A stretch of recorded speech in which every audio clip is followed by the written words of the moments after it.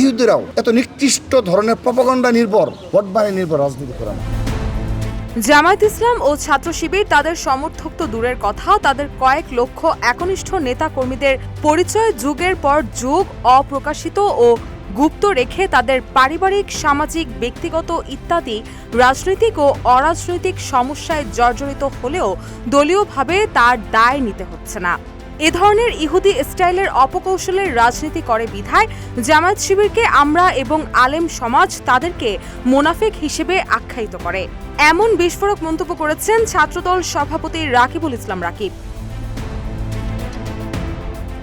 15 ফেব্রুয়ারি নিজের verified Facebook পোস্টে ছাত্রদলের এই নেতা দাবি করেন, বাংলাদেশ জামায়াতে ইসলামী ও ছাত্র শিবির দীর্ঘদিন ধরে সাংগঠনিক কাঠামো ও নেতা কর্মীদের পরিচয় গোপন রেখে রাজনৈতিক কৌশল পরিচালনা করছে। তার এই বক্তব্যকে ঘিরে রাজনৈতিক অঙ্গনে নতুন করে শুরু হয়েছে বিতর্ক ও আলোচনা।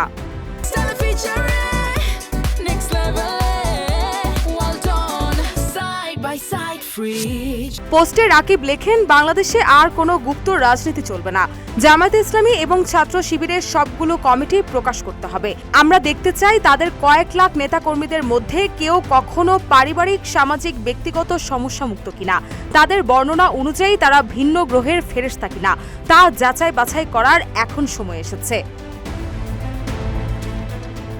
ছাত্রদলের সভাপতি বলেন, বিএনপি তার অঙ্গ ও সহযোগী সংগঠনের লাখ লাখ নেতাকর্মী শুধু নয়, সমর্থকও যদি বাংলাদেশের বাস্তবতার নিরিখে ব্যক্তিগত, পারিবারিক কিংবা সামাজিক নানাবিধ অরাজনৈতিক কোনো সমস্যায় জর্জরিত হয়, সেটা নিয়েও শিক্ষা প্রতিষ্ঠানে মব করা হয়।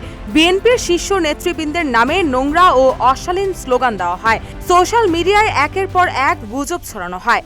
সাথে সাথে সত্য মিথ্যার মিশ্রণে ফটোকার্ড তৈরি করে পুরো সোশ্যাল মিডিয়ায় ছড়িয়ে দেওয়া হয়। অধিকাংশ ক্ষেত্রে এ ধরনের অপকর্মগুলো শিবির সরাসরি ফেস করে না। এক্ষেত্রে শিবিরের বি টিম এবং সি টিমকে কাজে লাগায়।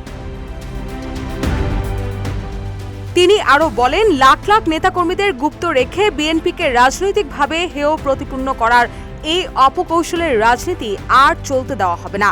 অচিরেই এই বিষয়টি রাজনৈতিকভাবে সুরাহা করা হবে। রুশা সুর, নিউজ ডেস্ক, ইত্তেফাক।